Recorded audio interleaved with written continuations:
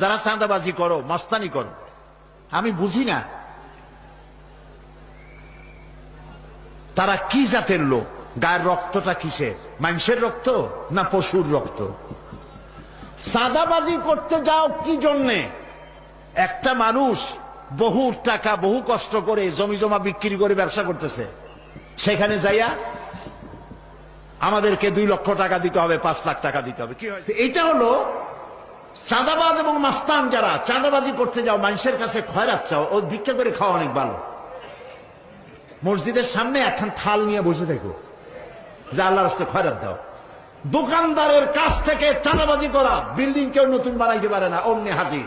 গলায় সোনার চেন, হাতে কতগুলা আংটি, তারপরে হাতে মোবাইল, গলায় সোনার চেন। শহরের মহা উল্লুক জানোয়ার বলতেছে এখানে ইট ফেলাইতে পারবে না, রড দিতে পারবে না আমাদেরকে চান্দানা দিয়া। এটা কি মানুষ? বলেন মানুষ? এরা মানুষের সন্তান? এরা জানোয়ার, পশু।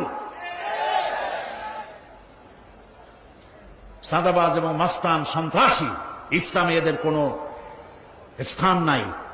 এদেশে যদি কোরআনের রাজ কায়েম হয়, সন্ত্রাসীদের মাথা কামাইয়া ঘোল ঢেলে দেওয়া হবে, যাতে মাথা ঠান্ডা থাকে। এই জন্য মাথা ঠান্ডা করিয়া বসে থাকবে। আর সকলের চাকরি দেওয়া হবে, কাজ করো আর খাও, চাঁদাবাজি করো না। শ্বশুরের কাছে চাঁদাবাজি করে, বউর কাছেও চাঁদাবাজি করে। এত বড় লক্ষ্মী ছাড়া বউরে যায় বলে আমার হিরোইন খাওয়ার পয়সা দিবি। পত্রিকা আসছে না ভাই?